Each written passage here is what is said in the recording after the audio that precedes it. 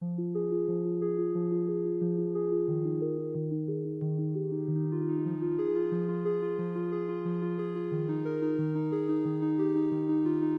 you for joining us at Books as Bad as Twilight podcast. This podcast will discuss books that may or may not be as bad as the popular series Twilight. As can be expected, we will discuss the books in detail, so spoiler alert. We highly suggest you read the book beforehand or read along with us. You can use the link in our show notes to purchase the current book we're reading. Also in our show notes are links to the Books as Bad as Twilight website and all of our social media pages. Quick shout out to our image designer, Katie Hartung. Her website is listed in our show notes at khartgraphics.com. KHART graphics.com. Music at the beginning of the show provided by Gabe Miller Music. You can find him on YouTube, SoundCloud, and his website, GabeMillerMusic.com.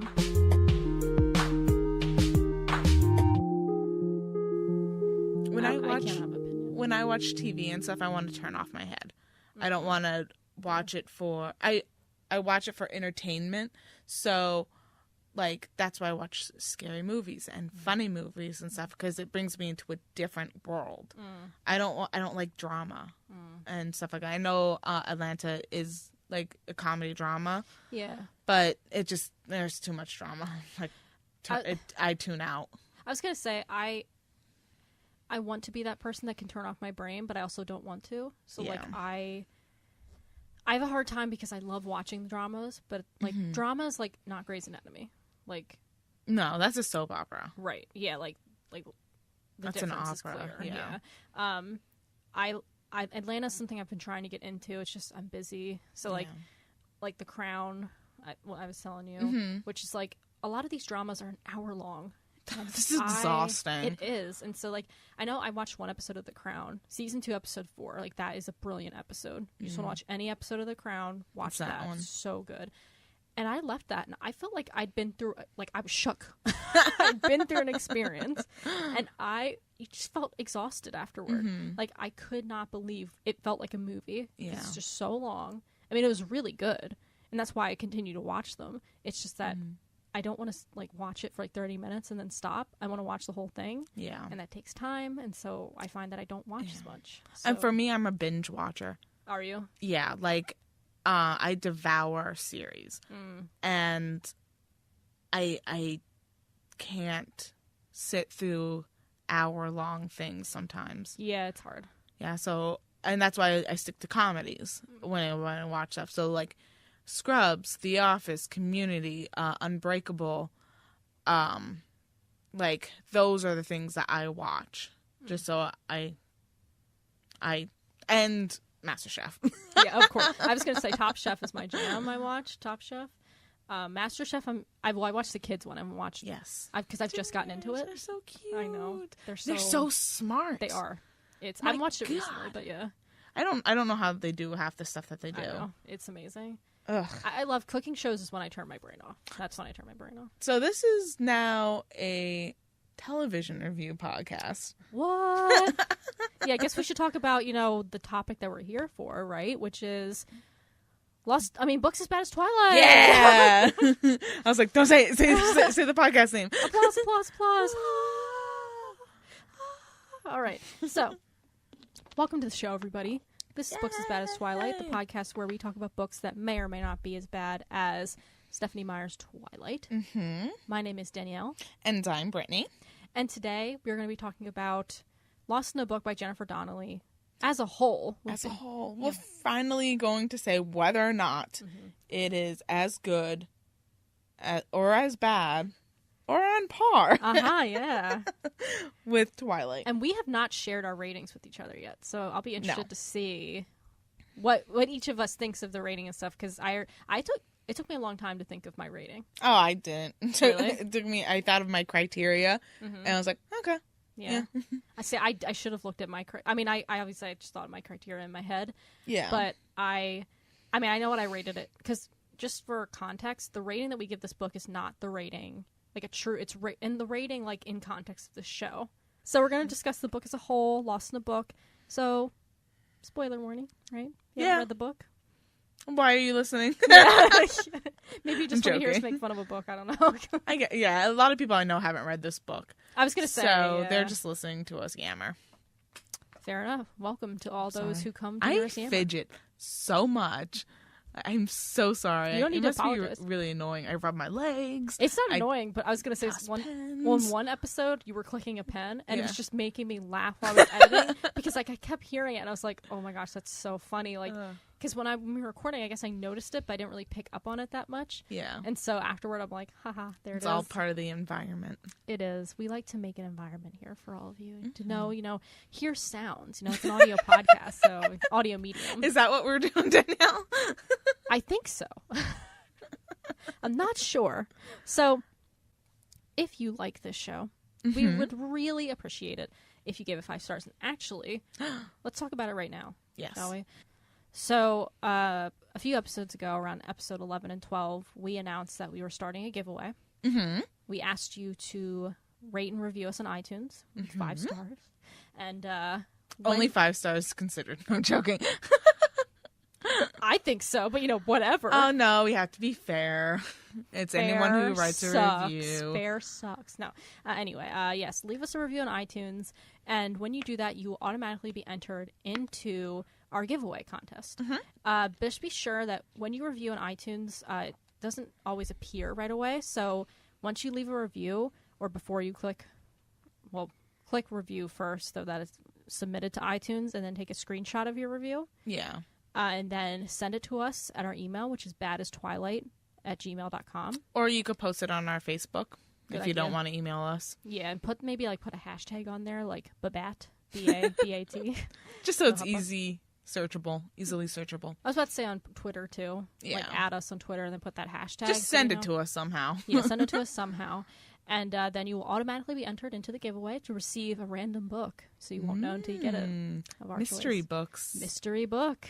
Oh, not mystery books, but mystery book. Yeah, mystery book. The book is a mystery. Okay, come on. It's not a mystery book. It's a mystery book. Yeah, I feel like there's a song I want to sing, and I can't think of it, and I'm like, oh, what is it? It's on the tip of my tongue, but it'd be so perfect. Mystery book. I don't know. What? Just ignore me. I have like a song that I know it says mystery in it, but I can't think of how it goes, so, I'm just, it's fine. It's fine. I'm weird. Yeah, it's fine. Just ignore me, listeners. So, for more episodes from us, to listen to our next episode where we talk about our next book, Season 2. Season 2? Yes, that's going to be exciting. Yeah. What are we discussing, Brittany? We are going to talk about Harry Potter and the Cursed Child.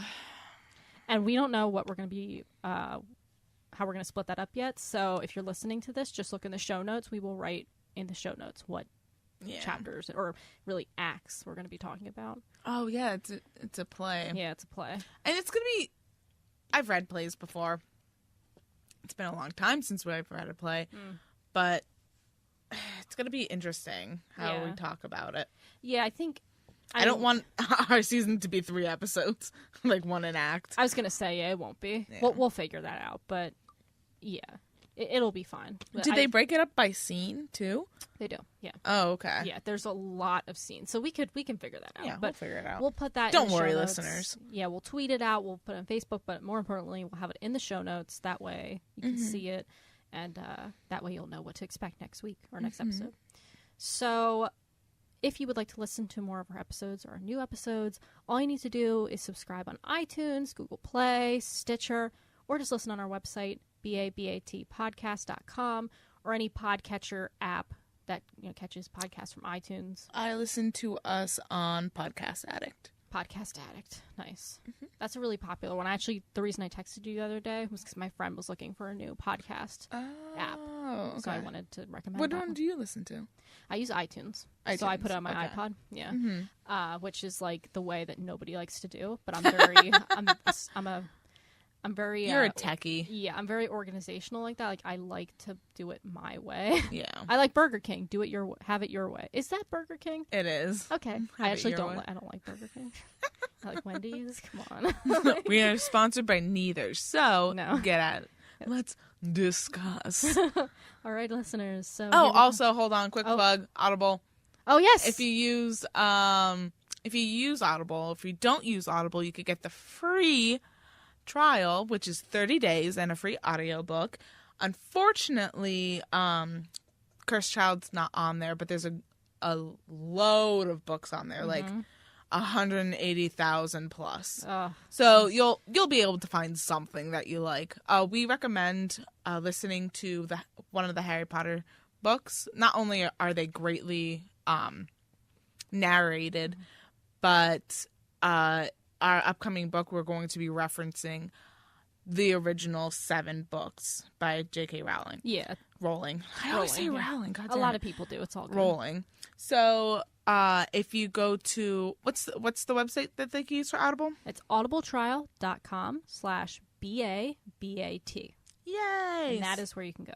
Yeah. So we have the link in our show notes. Yes, indeed. It's on our website. It's all good. It's all good. So get at that. Get your free trial. Get your free trial, girl. Get it.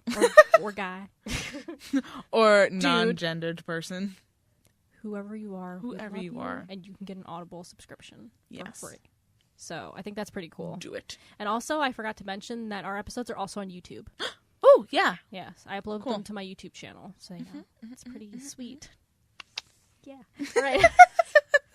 That was weird, but there you go. All right. So, are we ready to discuss this book? Let's dive in. So, this episode is just going to be a very broad discussion of the book. Not going to be getting too specific like we were getting with the chapter by chapter. Yes. This is very broad speaking. We're going to talk about the book as a whole. We're going to have a fun time doing it. Yay. I mean, I hope so. Yeah. So on the website for our About Us sections, yes, we have how we judge books. And what we're going to do is we're going to have a back and forth where we each talk about this book and how it compares to what we expect from a good book. Yeah. So do you want to start with your first? Sure. Yeah. My first criteria is whether or not the book is interesting. Does it encourage me to continue reading? Does it bring new ideas? All that type of stuff. I'm going to say yes. Okay.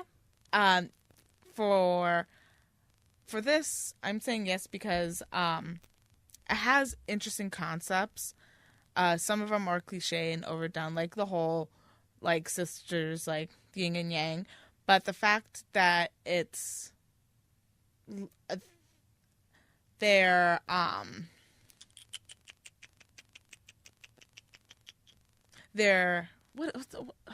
vice. That's the word I was looking for. Gotcha. Their vice being wanting to like gamble and everything like that. Yeah. I found pretty cool. So I like that. I liked Nevermore in itself. I wish the book was in Nevermore more often than it was, because the first 3/4 of the book, it was just basically a recap of everything. So there was a lot of potential in this book. It didn't keep me reading until shit got real in Nevermore. So I would say interesting, yes. Okay. What do you feel? I'll agree with you 75%ish.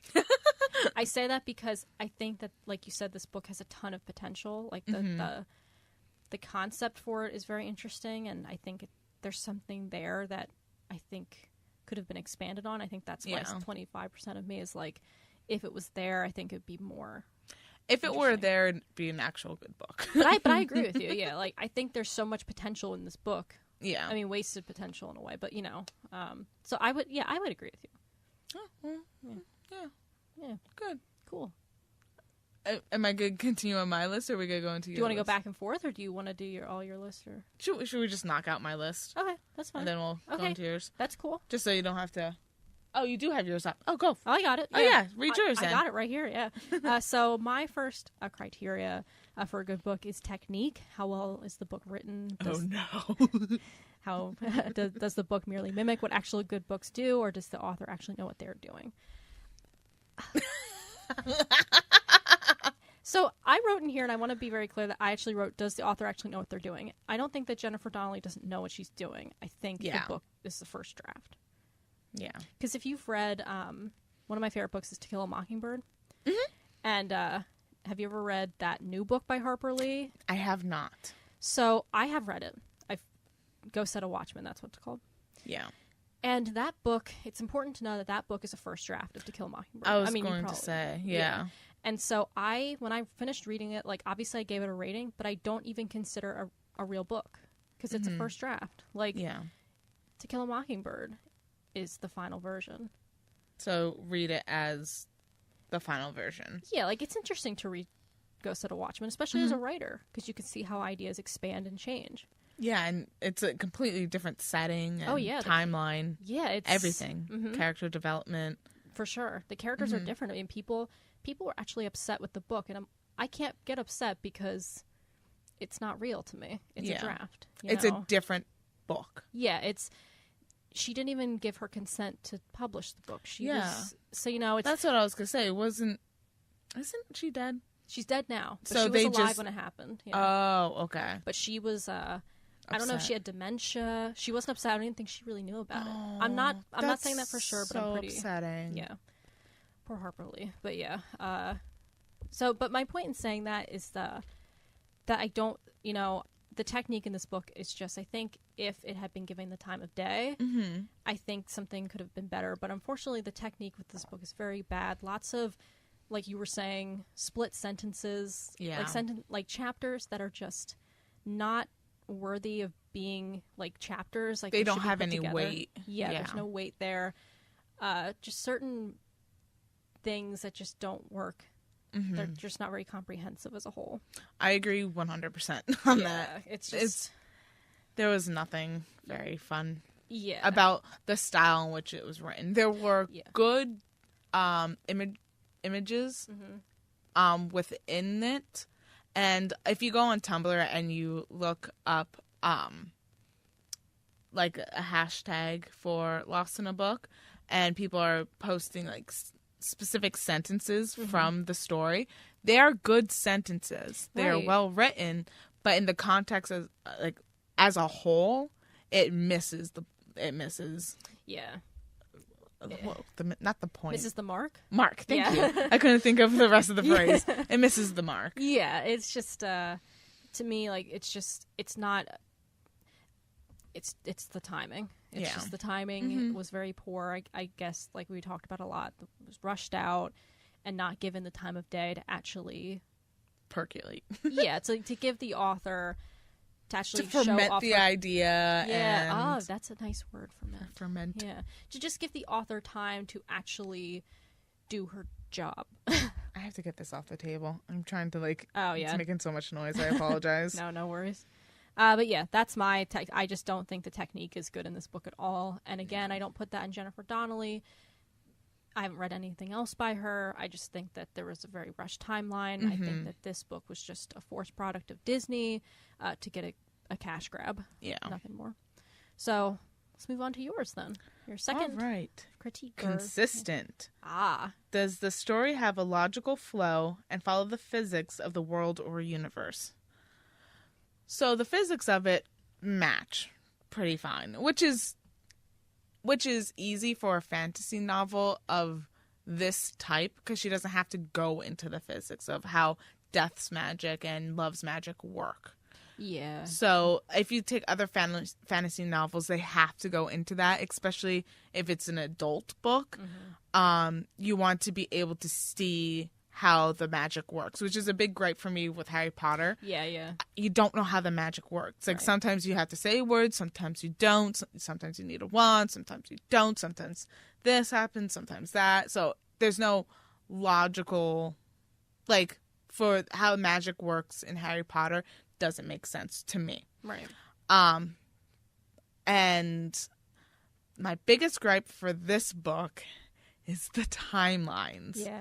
So the consistency in the timeline is not there. Yeah. And this is where I have most of my notes, and this is where I'm going to pick it apart. Because we talked about it several times. We don't know when this was written, what time in France this is supposed to take place. Right. We know it's after the plague. That's it, because if it's an extension of the movie, we know that Belle's mother died from the Black Plague. So, oh man, she's got the notes. I sat down and I was like, I need to figure this out. So, using context clues, the battles at Cogsworth talks about ice skating, like when it was brought to France. These are just the things that I pulled. The Black Plague, the original setting of Beauty and the Beast, when hot chocolate was invented, same with cod liver oil. I pulled all of that and I figured shit out. Oh my gosh, this is amazing. So, the original book was meant to be set in the mid-1700s. Okay, yeah. Okay, so that is, I don't know what century that is. That is... I always get that confused. So the mid-1700s is the 18th century. Yes. Okay. So, ice skating was invented in the 13th and 14th century, and it was used mostly for transportation. Okay? Yeah. In 1572, that's when the bone blade of skates was replaced with metal. So we're still jiving pretty well. Okay. In the 17th century, the 1600s, it was brought to Britain from the Netherlands. So it's still okay for this book. Like, okay. and it was popularized as a sport in 1610 by Emperor Rudolph II. Oh my gosh. Okay. So he like built a huge ice skating ring. Mm-hmm. And like there was the first ice skating like clubs, and like in order to get into the club you had to hop over a hat, and like it was very, very silly. Interesting. So them ice skating in this timeline makes sense. Okay. The Black Plague went from 1347 to 1750, hitting France in 1720. Okay. So theoretically, even if it's at the later end of the Black Plague, Belle's mother should die, let's say, the last year of the most deaths of the plague, which was in 1750. Okay. So this all makes sense so far in relation to the original setting of Beauty and the Beast. So was hot chocolate. Hot chocolate was a luxury item around 1600. Still consistent. Cod liver oil. This is where things get a little bit dicey. Well, no, actually, no, this is still consistent as well. Cod liver oil was used as early as 1738. Okay? And it was widely used in 1789. That's when physicians started using it. Okay. Yeah. So now we're getting pretty close to the 1800s. All right? 50 years after the Black Plague was eradicated. So the Black Plague ended in 1750. It was widely used in 1789. Okay. So that's 39 years Yeah. after the Black Plague is when it started being used widely, cod liver oil. So we were looking up the dates of all of Cogsworth's battles. Okay. So July 26th, 1757, November 20th, 1759, July 15th and 16th, 1761, December 31st, 1775, September 19th, 1799. Damn. That is 42 years Cogsworth was in the military. That's a long time. Yeah. Okay, so say he got out after the last battle in 1799, you know, and then he went right into being Beast's servant. Like, right in. Like, maybe 6 months pass, a year passes. Yeah. Let's say, in 1800, Yeah. he is in the castle. Mm-hmm. Okay, yeah. Then he turns into a clock. Mm-hmm. He's been a clock for 10 years. So the book must take place at the earliest 1810. Okay.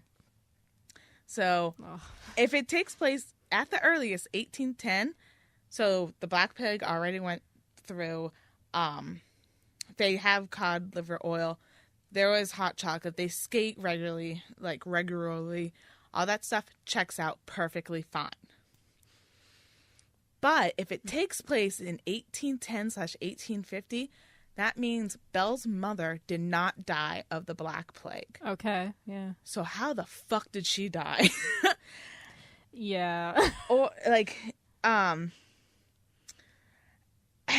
they contradict themselves, too, because the one quote, Lemire said, the author knows it's taking place in 1810. I want to point that out. Okay. Because when Beast gets sick, Lemire goes, oh, the Black Plague, the one that happened 100 years ago. Yeah. So they know it. So unless Belle Yeah. was 100 and some years old, you know. So I also wrote, so assuming that Cogsworth was 14 when he joined the military, went through all of these battles, survived like a ton of shit that was going on. He went to Canada and fought in Quebec. He was there during the French Revolution, like all this type of stuff.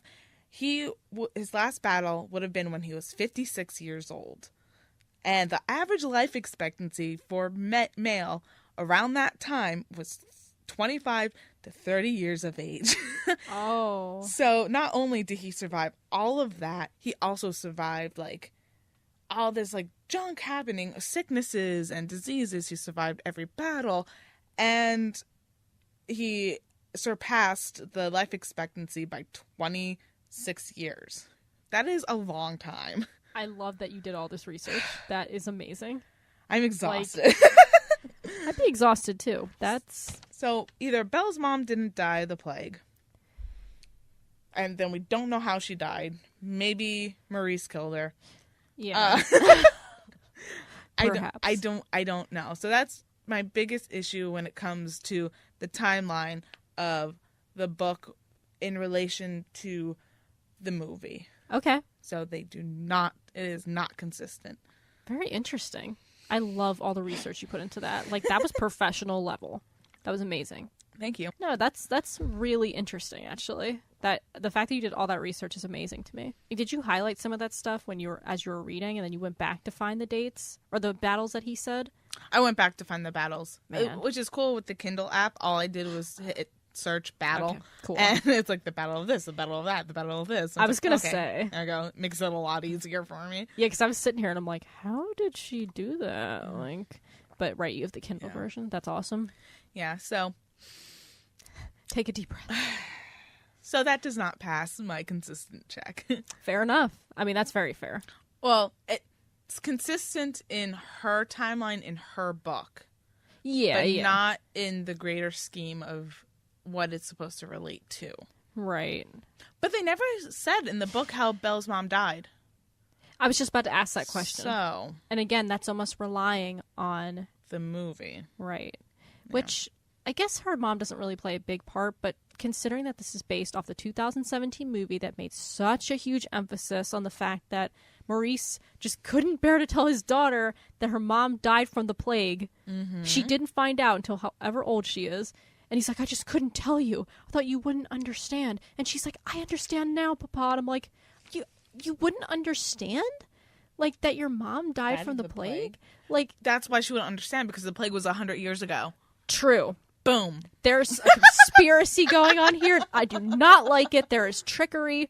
For some reason. Oh, I also wrote that the average life expectancy, the first time men, like the average life expectancy from men was 56, was in 1940. Oh, in France. Jeez. Just so you know. But also, I have here a note that Belle had to have been born in 1792. I don't know why I wrote that, and I could probably backtrack my math, but I don't feel like it. Yeah. So, that 1792 is 42 years after the plague. So, if she's having birth, her mom's being born in 17. Oh, that's why I wrote. Okay, yeah, that makes sense. Her mom had to, if she was, no, okay, I don't know why I wrote that, but she would have been like 49 when she had Belle. Okay, which is like so inaccurate for the time, because, yeah, and very interesting. Oh, thank you, Brittany. That was amazing. You just reminded me, it has nothing to do with consistency, but I wanted to bring it up just because it is kind of cool. I'll give him that. So, you know how her village is called, I guess it's Villa Nueve, I think that's how you say it. Mm-hmm. So I was looking into the original Beauty and the Beast story because I don't know why but I have a copy of it, but it's very short. And so I always thought, like, this just seems too short. Like, it's a very thin, almost like a pamphlet. It's so short. Like the original Disney version? Or no, the original French version? The original French version, who I initially thought was written by Jean Laprince de Beaumont. Okay. But apparently she, I guess, what's it called when you shorten it? Oh. You shorten it. What's it called? There's a word for it. Abridged version. It's basically an abridged version. Yeah. Mm-hmm. I don't know if technically that's what she did, but that's, you know, if you want to give it a name, that's what it is. But it was originally written in a longer version, which I have bought and I will be reading soon, by Gabrielle Suzanne de Villeneuve. Oh, that's nice. That shows a lot of research. Yeah, so they paid homage to the original author. Good job, Donnelly. Yeah. Well, it wasn't her, though. It was it was actually the author is named Stephen Chbosky. I'm sure you can't give it all the credit to him. He wrote the script for the movie, but the creators must have loved. So I can applaud them for that because that's pretty cool. Because I always wondered why they got that title. Yeah. And now I know, and I thought that was very, I won't say insightful, because like if you just do your research, which I didn't do, then you can figure it out. But like, it didn't take me long to look it up, and I looked and I was like, oh, that's cool. Yeah. So neat. Good on you. Good so on I just wanted to bring that up real quick before I forgot. Yes. All right. Cool. Nice. All right. So my next one is challenge. Does the book reach a deeper level that transcends the pages? For me, this is important because as a reader, I know this is a very personal reason. Mm-hmm. I find that as I got older, books very much spoke to me because they reached a deeper truth that can't really be found anywhere but in fictional stories. Okay. And these books that, when I saw this, they would challenge me to think, like, let's put it this way. I grew up a very conservative Christian. Mm-hmm. And books really pushed me to think outside of that bubble. Yeah. And pushed me to just think differently about the world. And I would not be the same person today if it weren't for books. Mm-hmm. And I think that the best books are the ones that challenge us. Yeah, that stay with you, that really kind of clash with what you think you believe. And even if you don't agree with it, at least make you think. Mm-hmm. I'm not saying that every book needs to do that, but for me personally, that's what I would like to see in a book. That's what brings me to say, if that book didn't do something to make me think, I don't think it's a good book. I might like it, but I don't think it's a good book. Like, I would give it a lower rating. So where does this fall on that? Well, it doesn't really challenge you at all. No. And I guess, like, again, there's excuse, it's a kid's book, but that's not a good excuse. One of my favorite books is Bridge to Terabithia. I think that's an incredibly, book. Mm-hmm. Very challenging book. Even children's, like illustrated books, I think, can be challenging. Mm-hmm. So I disagree with that statement that because it's for kids doesn't mean it can be challenging. Correct. Especially, and we'll get into that more once we get in our recommendations, but there are books out there for kids that challenge. Well, Bridge to Terabithia. So for me, this book just fell short. Yeah, it just didn't offer anything new. Yeah, there was nothing like philosophical to think about when it came to it. Yeah. It was just a quick read. Which is interesting because I feel like with the whole love and death thing, I almost feel like this book called to be philosophical. Oh my God, it would have been so, it could have been very philosophical. Yeah, and it just didn't offer anything. It just was very shallow in its approach to these things. And I think that kids are impressionable. Yeah. You know, you talk about, kids shouldn't play violent video games. Personally, I advocate that kids should not read bad books. And I'm I say it sarcastically, but I also say it literally. Yeah. Like, kids, like, these little things have effects on them. Mm-hmm. And the way they're perceiving the world is through the media sometimes that they encounter. It's not always true, but, like, if they're seeing the world in a shallow way, they might come to view the world in a shallow way. Mm-hmm. Not always. You can't really blame that on media necessarily. Yeah. But I think it does have a big impact at the end of the day. So I'm not going to touch that. That's fine. That's fine, because we don't need to get into that. But I don't even know if I'm exactly talking about it that way, but I'm just saying that when you read a shallow book, like for me personally, I tend to think of the world a little more shallow when I read a shallow book versus when I read a book that has a lot of depth in it. Suddenly I see the forest for the trees, if that's a way of thinking about it. Like, and maybe that's because I'm a very impressionable person sometimes, but not everybody's like that, so just depends. Yeah. But yeah, that's one of my criteria. I don't know. What do you think? There was nothing to it. I liked how it could have been deeper when it used like the stories of the Lion and the Gladiator, and it talked about Persephone. Oh, Persephone. Yes, Death, Hades' wife, and stuff like that. It got interesting. That stuff piqued my interest. Yeah. I love Otto. So the potential is there, but I can't judge it on potential because we're judging the book in itself. So no, there is no depth to it. So it doesn't meet that criteria for me. And I forgot about what you just said about the Greek stuff. There's a lot of that. Yeah. Good stuff in it. Yeah, it's just the best way to say it. Yeah.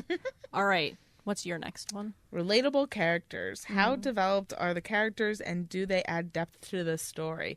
The only one that I like is Otto. I can't disagree with you. Yeah. Yeah, I can't disagree. Otto's the only character that anything relatable happened, because my heart, when the butterfly comes to him and Belle makes the butterfly fly away, and he turns around and he's like, it was just about to tell me what it's like to fly. Like, he's relating to a butterfly, and he relates to everything and everyone around him, and he sacrifices himself to save Belle. Like, Otto is king. That's a good way to say it. Otto is king. Otto is our king. Nice. Yeah. He always lets the quaffle in. Yep. Otto is our king. And let me just say, I don't like Otto as a device, but as a character, like what you just said about the butterfly, that's actually a very tender moment. Very soft, very unlike this book, actually. It's very beautiful. Think about it. He is a beautiful character. Yeah, and it's a shame that he is kind of relegated to just these last few chapters. Yeah. And I don't know how you would get around that, but having the whole thing based in Nevermore. Actually. That's how you would get around it, because you will see how Death forces Otto to be all these personas he doesn't want to be. Right. All he wants to do is live life. Right. And he's Ariel. Ariel. Yeah, he wants more. He wants more. He wants to be where the people are. Exactly. That's what I was thinking when I said that. And so no other character adds depth to the story. Let's talk about the ones that you could throw away. Throw away all of the servants in the castle. Yeah, none of them add any depth to the story. Hey, they make her toasted cheese sandwiches. Arguably, Chip is the only one that has depth. Right. Because he acts as the voice of reason. Right. Which is insane, because he's a child. Yeah. But, yeah, sorry. Go ahead. So, no, that's fine. Love, throw her away. She had nothing except for giving her a pair of scissors. And the only thing that the scissors do, cut a heart out for Otto, our main person that we love. Beast, could throw him away. He adds nothing. Yeah. Henry, a little bit. Death, the whole thing centers on her, so you can't throw her away. Yeah. Mouchard, throw him away. He adds nothing. So, no, nothing. Most of the characters they're not relatable, and most of them don't add depth. I agree with you. It's,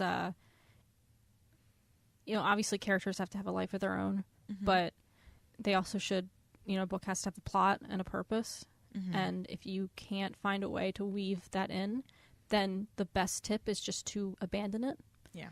And I know that's hard as a writer to get rid of something, especially, well, we'll talk about this later, but just the fact that this book unfortunately has some bricks in the backpack to carry, because it's such a beloved story, at least in the Disney sense, in the American ideal of what a fairy tale is, that to get rid of these characters that are useless it wouldn't work. No, because this is Beauty and the Beast. Right. Well, if it's Beauty and the Beast, where's Mrs. Potts? Right. And people aren't seeing it. Obviously, you and I right now we're getting very philosophical about it, and we're talking about it in more depth. People they don't always see it that way. Yeah. They come to a book and they want to see those characters they love. And that doesn't make it a good book. It just makes it... I saw Beauty and the Beast in the theater. I've seen the Disney remakes. It's fun to see those things, no matter how bad they are. Sorry. Sorry. But, and I'm just going to say real quick, I also have characters on here, so I'm just going to build off of you. Yeah. My thing is, do the characters feel alive and three-dimensional? And no. I don't think... Otto, arguably, but I don't think he gets enough time. But we care about him. Yeah. But, Henry can also... What was it? Three-dimensional. Yeah. Henry can also be kind of three-dimensional. Yeah.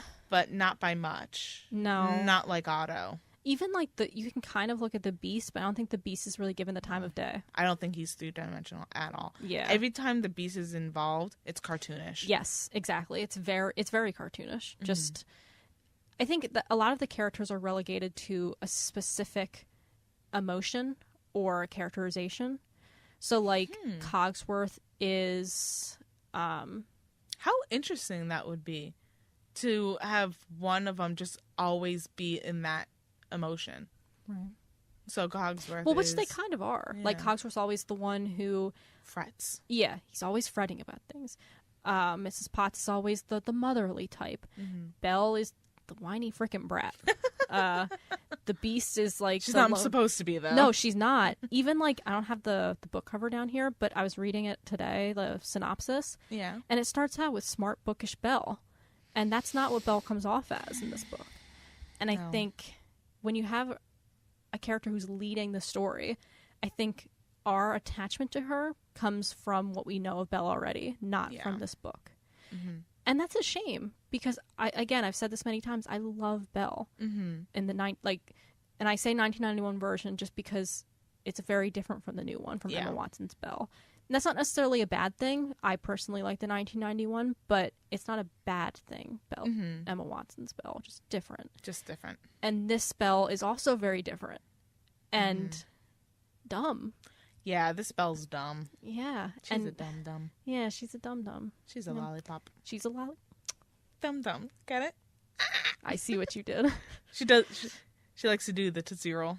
She does. And the electric slide. And the Jack Oh, slide. Belle. She's a wacky one. Yeah, it's just, like I said, just the characters are flat. They don't have much to offer. And even when it comes to Death is just this silly villain that, or maybe silly is the wrong word. I don't feel very threatened. I never felt a sense that Belle would not get out of there. Yeah.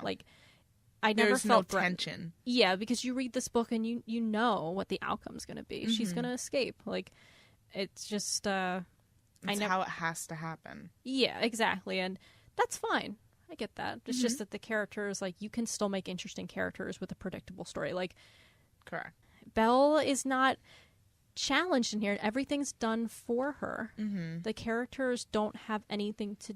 Our main characters don't have much to do. And when they do, it's very few and far between. So since I said characters as well, do you want to go to your next one? Sure. Coherent. Does everything in the writing... That's funny. This is a really bad sentence. I had to edit this. Does everything in the writing should make sense? That's what... Oh, really? Is that on the website? Oh, no. I'm sorry.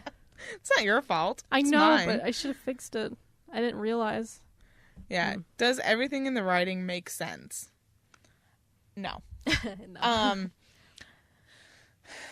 It goes back to it being coherent. I separated them because when I read fantasy, I look for the physics of the world. So the physics of this world makes sense, and I guess my timeline should have gone in the coherent section. But there's also little things that doesn't make much sense to me either. Like, we don't know how big these fucking bugs are. Yeah. And the space of 30 feet, 10 yards, and how quickly she moved and need to lunge at Belle, and how Belle's like speaking to everyone. And even the things that we talked about the one time when we first meet King Otto, and the harpsichordist winks at Death. There's no clear indication that it's Henry. I still think it's Henry. You don't think it's Henry, the harpsichordist. Mm-hmm. But so it doesn't. There's not a lot of sense to some parts. Like, why do they only eat toasted cheese sandwiches? And like, how big were the message in the seeds to show Beast, like, hey, hope you feel well, ! And how quick did they do that? And why are there so many birds? It's winter. And how come they can hear Cogsworth and Lemire, but they can't hear them? And so the writing doesn't make sense. Yeah. No, I definitely agree with you on that. Especially like what you were saying about point of views. Mm-hmm. And like, what point of view is it in? I mean, for the most part, it's Belle's. But then we get these weird side things where suddenly we get Death's perspective, or a look at Death and Love together in the prologue and epilogue, or we get the servants discussing, the Belle and the Beast, or we get parts from Nevermore while also the people in the castle are trying to find Belle.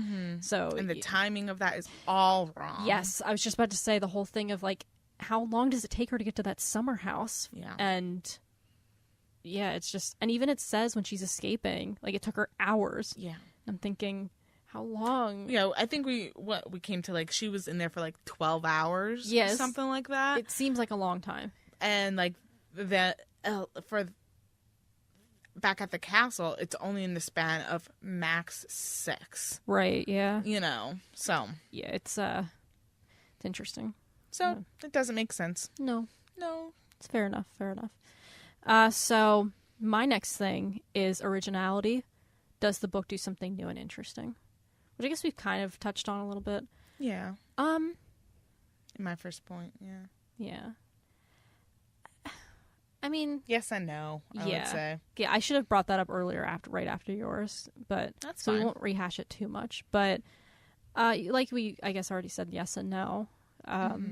There's definitely potential, but it just doesn't take it far enough. The creativity is just not there. And again, I don't put that in Jennifer Donnelly. I put a lot of that on Disney, because I feel pretty confident saying that Disney plotted this out and said, hey, you write this. Yeah.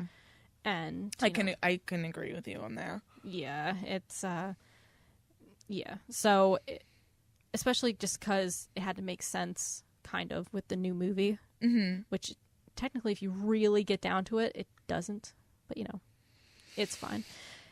We don't need to go that deep, but the originality, I'll give it credit for trying to do something. Yeah. But it just doesn't take it far enough to actually be worthy of calling it original. Yeah, I agree. Especially if it's a spin-off of a story of a story of a story of a story.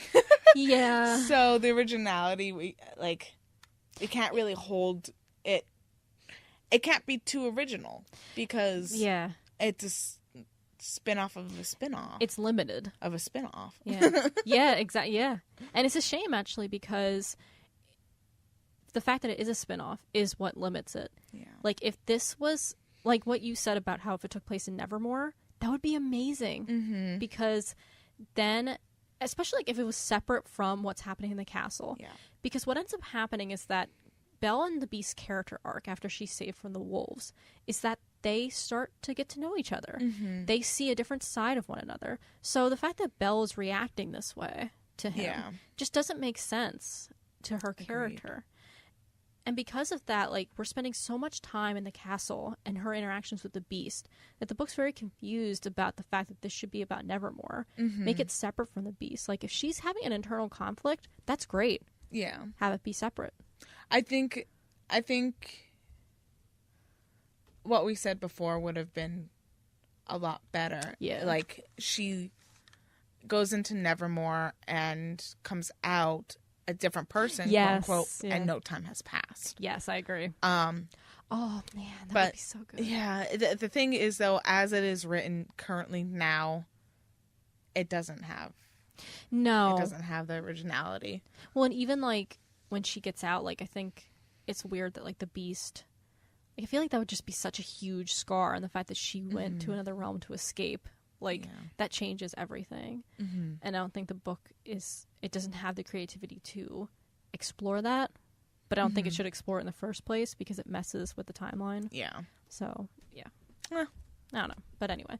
Okay, what's your last one? My last one is sustainable. Does the story hold up? Will I read it again? No. If anyone will like, oh, well, I can't. I don't have a physical copy, so I can't throw it away. I can't even offer it to anyone. I will not touch this story again. Even if I have children one day, this is not something I would read to them. Yeah. So it is not sustainable. No. I agree with you. I was even thinking about, like, what will I do with this book? Will I sell it? Will I give it away? I don't want to give it. I mean, because it looks new. Like, I haven't. Oh yeah, you haven't like touched it. Yeah, like I haven't written it or Throw anything. it up on paperback swap. Somebody's gonna want it. I was gonna say I probably will because at this point I think the book in the beginning it probably would have sold really well, but at this point like people are kind of done with it. Like Beauty and the Beast hype has died down, very much so. So I don't think like paperback swap is probably the way to go. Yeah. Yeah. So yeah, I agree with you. Nope. Yeah. Sad. It is sad. It is. You know. Oh well. What's your last point, my dear? So my last one I just wrote is dialogue. Do the characters sound like real people? No. You like. I know you wrote this criteria a long time ago, but it feels like you wrote it for this book. It kind of does, actually. It's weird. But yeah, the dialogue's awful. It's so bad. Yeah. Poor Cogsworth. I'm just going to say that again. I know. Like, it's all, we talked about, I forgot about our own criteria while we were reading this book. So did I. So it's interesting that's one of your criteria because we talk about the dialogue constantly and how it's clunky and it doesn't make much sense and it's forced and just it's not how people talk. No, yeah. And I guess like arguably like a lot of books are like that, but again, like just like, and we've talked about this obviously, like the disconnect between the characters and what they say to one another, it doesn't always make sense. The fact that it's trying to be smart by saying toasted cheese sandwiches. What was the phrase that Tanya... That's not what they call it there, though. Well, no, Tanya said in France. Oh, in France. I forget what she said. And that's another thing that's inconsistent, though. Like, they're swapping French and English together. Franglish. Franglish. This is Spanglish. Yeah. I hate you. You're welcome. But, like a chateau, and then they say castle, and then... Right. So...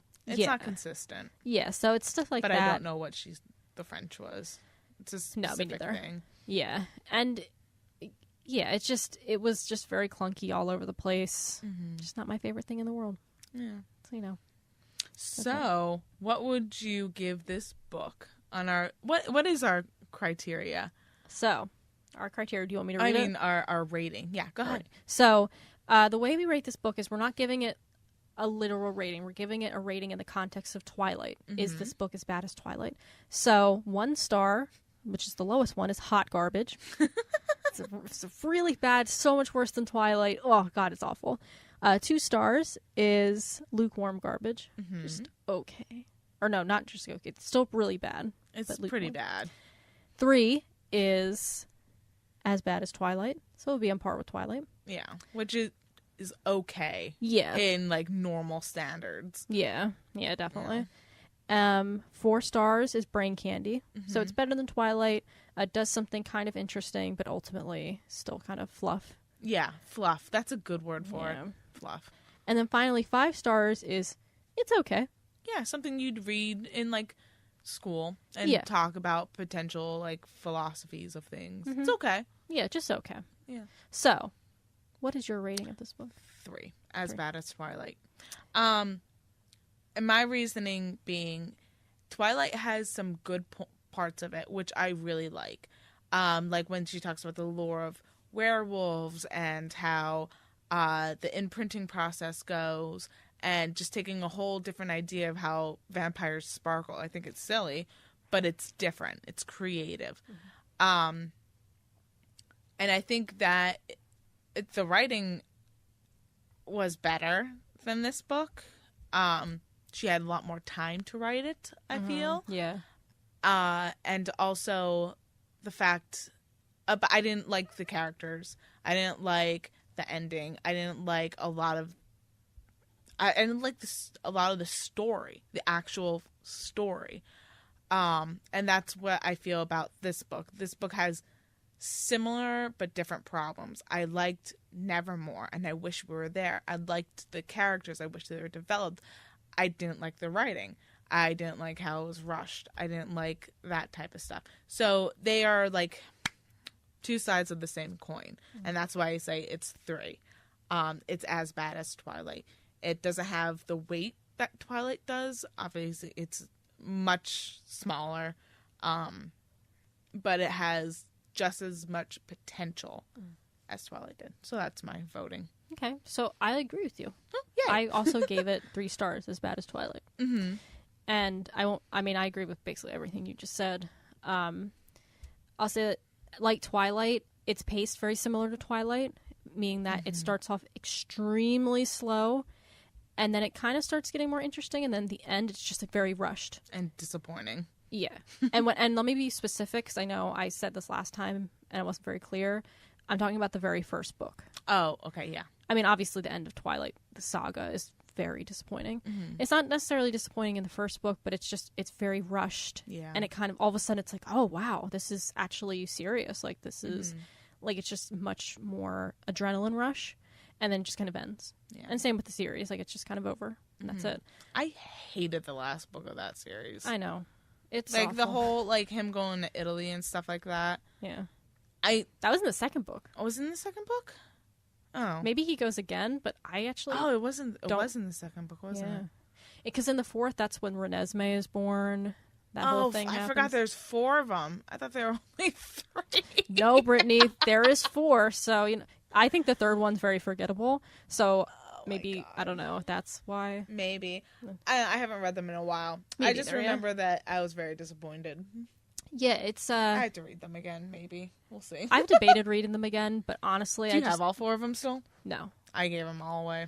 I might have New Moon, but if I do, I don't know where it is. Yeah. I think I sold most of my copies. You know? Okay.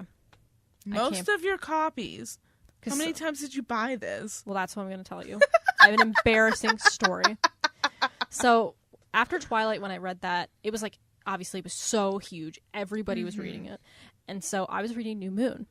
I don't know why, but when I was reading it, I must have been in the car, and I put it in the glove compartment of my dad's van. So I forgot. So one day I was at school, and I went to go grab it from my backpack, and it was missing. And there have been times at school where I had keychains and stuff, and people would steal the keychains, like, off my backpack.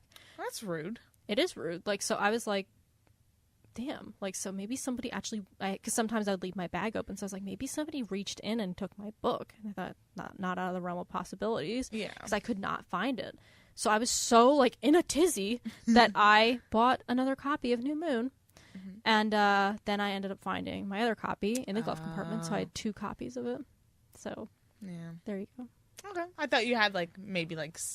3 copies of each one. No, I didn't get I've done that with Harry Potter. I've had multiple copies. I actually had to get rid of some of my copies of Harry Potter. It was hard for me. They're rough. Yeah, just because, not because they're rough, just because like I used to have the paperbacks. Whenever I reread the books, I would read from the paperbacks, but then the hardcovers I left completely intact. I gave a lot of the hardcovers I had to rebuy.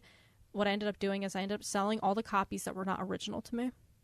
So, like, the second book is original to me, the third, 5th, 6th, and 7th.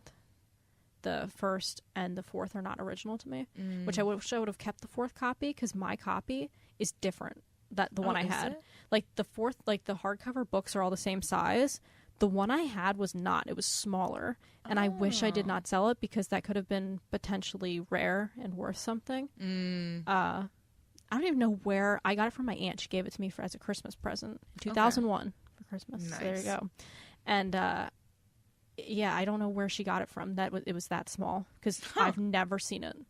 Because I remember I measured it up. I had it with me one time. And another person had the copy, and I'm like, why is mine so small? Yeah. So it's interesting. But yeah, so I would say definitely it's as bad as Twilight, but yeah, it's just fine. I mean, I gave it 1 star on Goodreads, but in the context of this, it's as bad as Twilight. Yeah. Because they're, like you said, Twilight has potential. Mm-hmm. It's just... And she was creative in aspects of it. Yeah. And I don't know how much real lore is in it. Like, there's a lot of real lore in this book, which I appreciate. Mm-hmm. The war between werewolves and vampires, everyone knows that.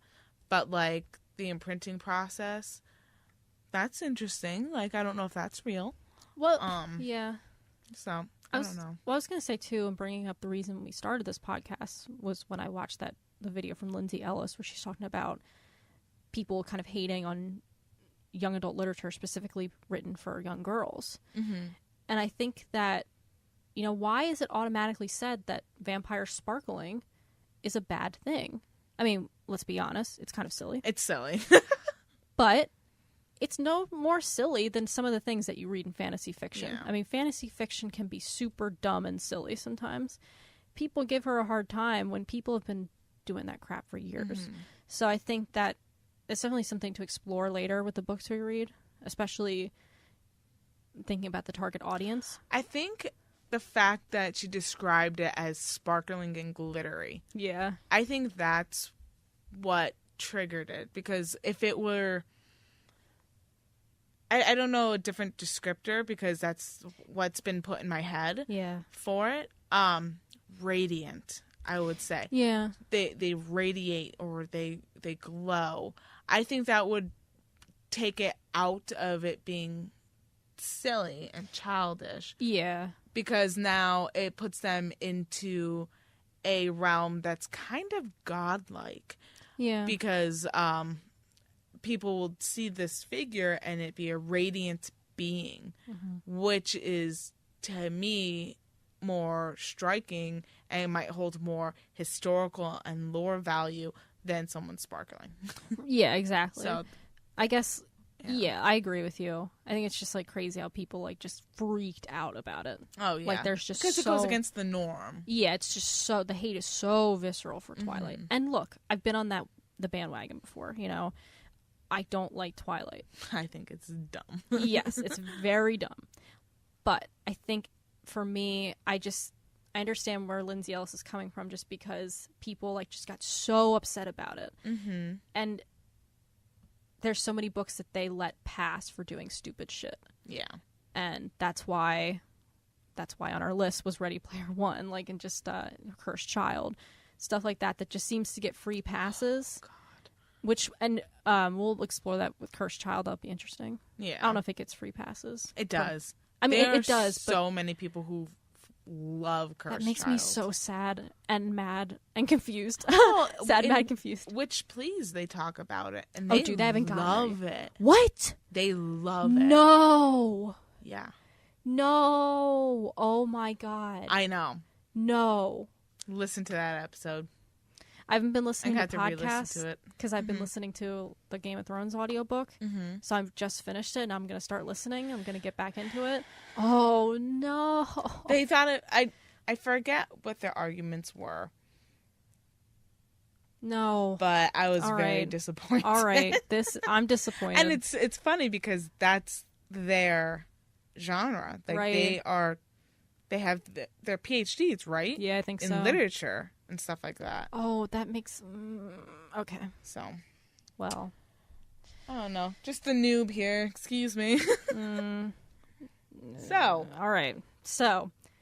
We're each going to recommend a book now that you should read besides this book. Because we don't think that... There are plenty of books that do something interesting that are... in the same genre as this book, or they do something similar that are better than this book. And so we would like to recommend those to you now. We're each going to have one title. Do you want me to start, or do you want to start? You go, because I'm going to, do you think we should read the synopsis of these books as well? I guess we could. I wasn't going to, but I could bring up. I'm going to. Okay, let me see. You don't have to. Let me bring it up. I'll bring it up. Each of us is going to go into why we think that this book is related to this book and why we think that it is better. And we definitely recommend that you should read both of these titles that we recommend to you. So the one I'm going to recommend is not a specific book. It's actually quite a number of them. It's a series, and that is the American Girl books. Now, what I can speak to is the only series that I've read in that, which is the Kit books. Okay. Kit being an American Girl doll. The reason I'm recommending this is because they are in the same age range as somebody who would pick up this book. Somebody who picks up this book, I feel like, with Lost in a Book, they're picking it up for their daughters, who, especially in this day and age, they're trying to empower them, give them good role models. Something that's also similar between American Girl and this one with Disney books is that they're very commercialized. These books are not being published for literary merit. They're being published for, to advertise a product, which is a movie or a doll. Huh. However, I can't tell you how surprised I was when I returned to the Kit books as an adult. Because I only read the one when I was a child, and I liked them, but I never really went further than the first book. Yeah. And I honestly came to these books almost very cynical, like, oh, these are going to be trash. They're just going to kind of how we approached this one. Kind of, yeah. I can't tell you how surprised I was to read this book and actually see that the author, her name's Valerie Tripp, she developed the character of Kit so well. What's cool about the American Girl books is that they each take place during a different period of time. Okay. So with Kit's, it's the Great Depression. So it has her, what I loved is that it doesn't box her in like a lot of media will do to little girls. LOL, because she probably comes in a box. As a doll. Yep, box. Yeah. You got this, yeah. Go ahead. No, but it's cool because, like, as I was reading, I saw, like, that the author did not limit Kit to certain expectations. She did things that were very against the norms of her gender. And when she did these things, her parents didn't talk down to her, or the characters didn't look at her poorly and say, well, you shouldn't do this because you're a girl. Yeah. But they were able to make it relevant to the time period and how people would react, but also make it empowering to a young girl who maybe comes to this book and relates to Kit. Kit loves to write. She wants to be a journalist, so she's writing about the things that are happening. She's put in many different challenging situations to learn. I mean, each book, there's 6 books in every series, if you're familiar with that. Not at all. Okay. Never read anything like this. So the first books in the series always meet, and then the character name. So meet Kit, meet Samantha, meet Molly. The second one is Kit learns a lesson. Third is Kit's surprise, which always takes place at Christmas. Oh, wait. Surprise, I don't know. I'll have to look into that. The next one is like a birthday one, I believe, where they have like a birthday party. Then Kit saves the day and changes for Kit. So it's like, but every, girl's name. And it always is something different. And by the end of it, they are different characters. They've grown. Oh, that's good. Yeah, and it's fantastic. I'm about to read the Molly series, which I've never read before. And it's written by the same author. And I would recommend Kit because I've read it. But just from what I know, I did read Samantha as a child. They're very empowering books for young girls. They're a little smaller in this book, but they are in the same age range. I'd say like 8 to 12 can read them. And they let girls see themselves in the characters without limiting them.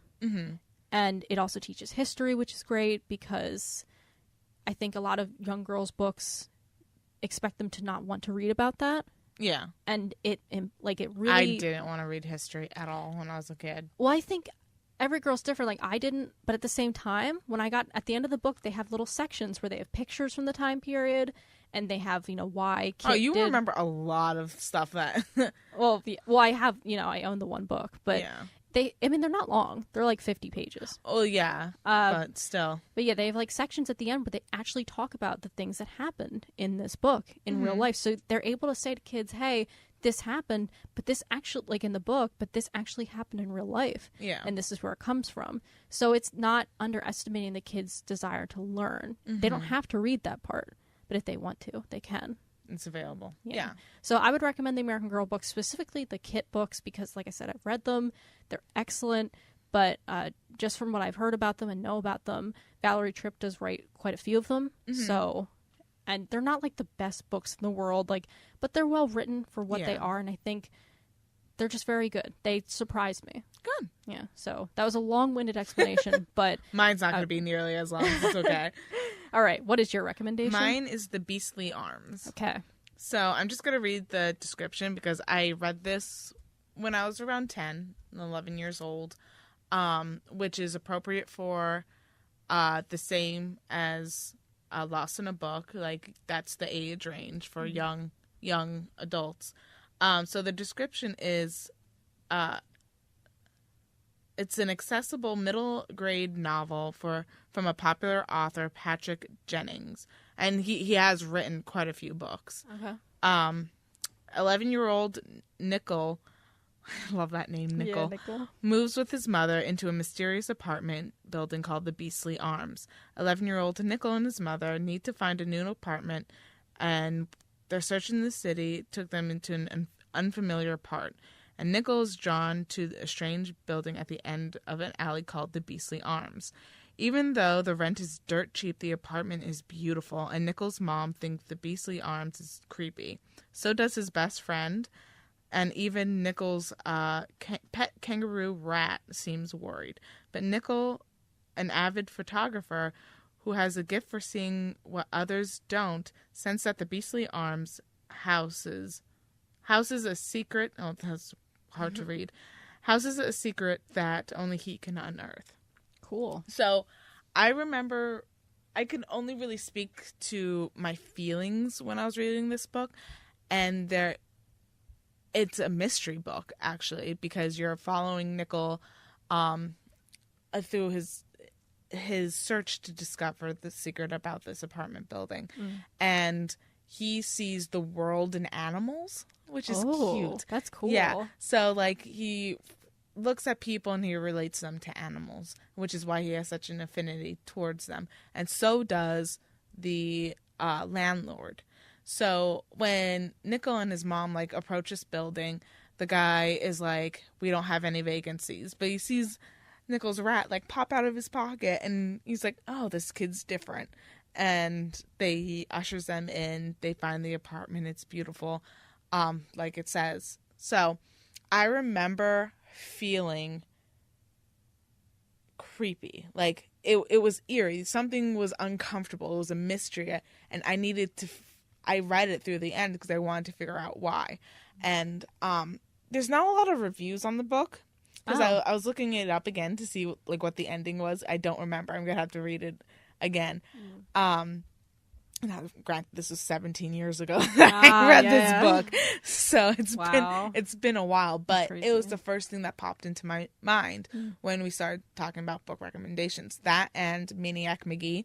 I just read that. Oh, I loved Maniac McGee. I literally just read that. Yeah. Oh, wow. That's so funny. That is funny. So, but The Beastly Arms, because it's a mystery, and Belle wants to figure out why the beast is there, what Nevermore is all about. It gave you the sense of anxiety when the marionettes, like, that same kind of creepy feeling. Yeah. I got reading Lost in a Book. I remember having as a child reading Beastly Arms. Okay. Now, the reviews are saying it's slow in the beginning. I don't remember that because usually when something's slow in the beginning, I throw it away. Like, I don't pick it up again, like Aragon. Aragon, yeah. That was so slow. I couldn't stand it. So, yeah. I read it, and then I was annoyed, so I closed it, and I didn't pick it up for 3 years. Did you ever finish it? Yes. Did you finish the whole series? Not the last book. Okay. So I do have to reread them all. I will tell you that the last book I thought was... It was very good, I thought. Was it the last book? The last book's the green one called Inheritance. Yes. Oh, you did read it? Yeah. Okay. And ours on the ship. I honestly don't even remember. I think that's the book. Yeah. I didn't like the ending. Okay. Of Inheritance. I think I have to look it up again. I think I blocked it out. I was gonna say I remember the ending with like the dragons. I don't remember her ending. Yeah, I remember everything now. We'll talk about it off air. Okay, yeah, cool. But yeah, I would say Beastly Arms. It's age appropriate. It's a short book, only 200 and some pages. But I remember liking it, and I remember having feelings. So that's good. That is good. Yes, I remember having feelings from my cold heart. Aw. No, you don't have a cold heart. I have a cold heart. I didn't like King Otto, remember?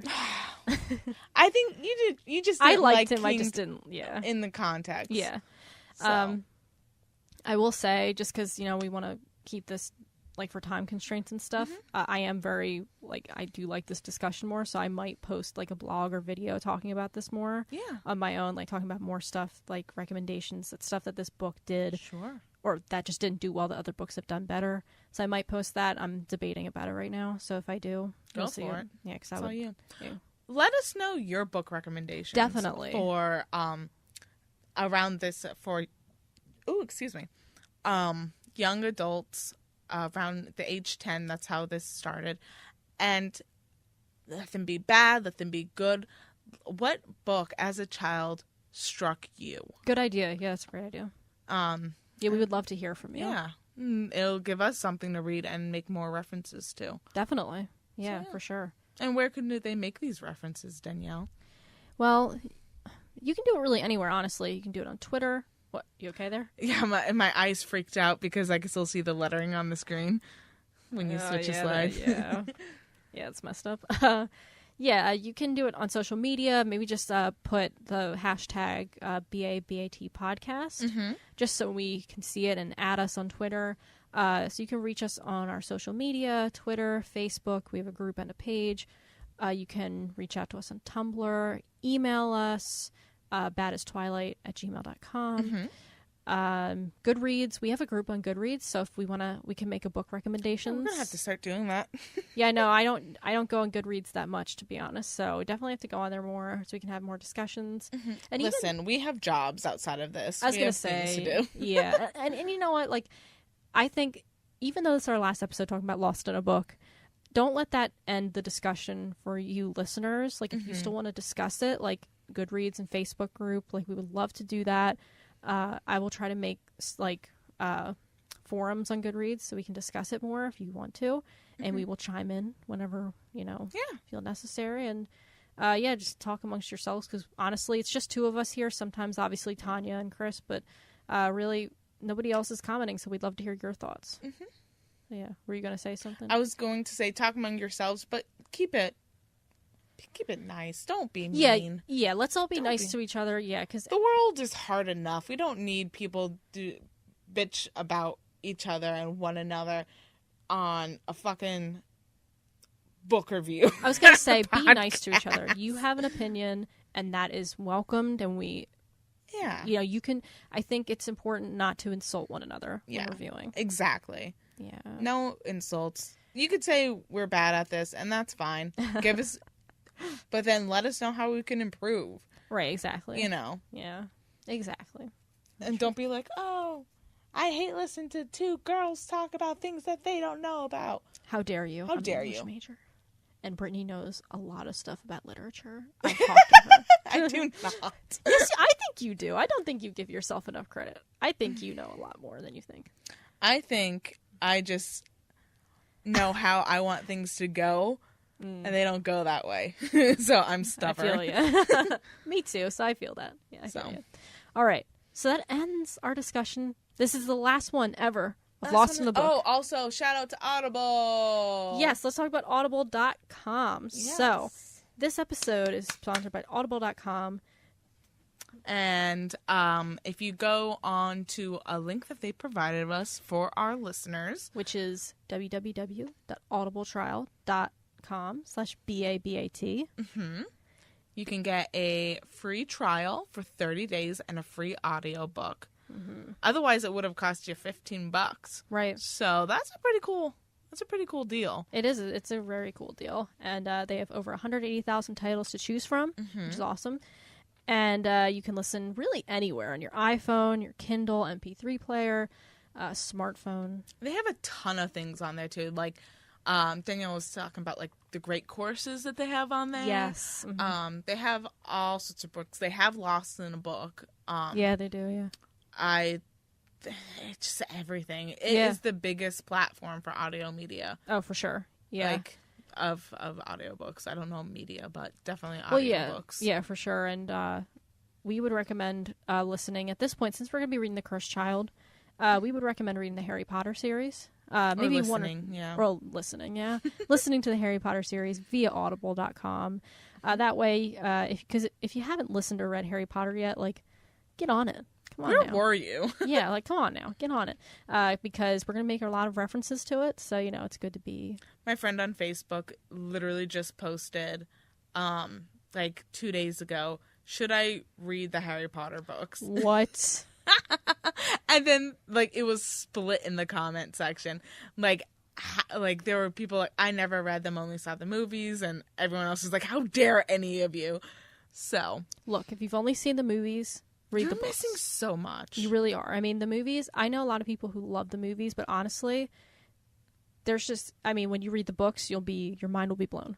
They don't know Peeves, which is the no Peeves. Weirdest thing. Yeah. I don't know why they didn't include him. Budget, I think. Budget? Yeah. But they had nearly headless. I guess that was all they felt they needed. Look, they had to make a really kick-ass dragon scene where Harry gets chased by a dragon all over Hogwarts. That was totally unnecessary to the plot, but it was cool. All right? If you don't know, I'm being sarcastic right now. I hate that scene. That was hard to pick up on the sarcasm on that. Thank you. To be perfectly honest. Thank you. Good job. Thank you. I'm good at my job. So, yeah, go to Audible. Mm-hmm. Get those books. Mm-hmm. Get that free trial. I mean, hey, it's not costing you anything. Right. Might as well do it and enjoy it. And It's always yours. That book will always be yours through Audible. Correct. And again, that link is audibletrial.com/BaBaT. Again, audibletrial.com/BaBaT. Woo! Now on to season 2. Yes, on to season 2. Again, we're reading Cursed Child. Harry Potter and the Cursed Child. Get into it. You better start getting on that so we can all be on the same page. And again, we're going to be having, we're going to announce our giveaway winners. Oh, yeah. Woohoo! So again, this is the last announcement. I'll say they have another week after this episode is posted. Sure. Is that fair? Yeah. To submit your reviews to us. Again, putting it on iTunes is not enough. You have to email it to us to verify that you've done it. Otherwise, we can't enter you just because iTunes takes a little while. So say our giveaway is ended, but you entered it and you didn't send it to us and it's not on iTunes. We have no way of knowing that. Mm-hmm. So again, be sure to screenshot what your review says so that we know you can be entered automatically and you will get a book that you don't even know what the book is yet. It's just a surprise. Dun, dun, dun. Dun, dun. So yeah, it's going to be great. So special thanks to Katie Hartung for our lovely artwork and Gabe Miller for our introduction music. That's great. We're going to be having brand new introduction music next episode. Woohoo! So get hyped for that. You can find us, we already kind of mentioned, with social media, Twitter, Facebook group, Facebook page. We have a Tumblr, we have an Instagram, we have a Goodreads page. We also have an email. But you can find all of that stuff in our show notes and on our website, BaBatpodcast.com. You can listen on iTunes and Google Play. I think we said all this already. Did we? Yeah. Okay, well.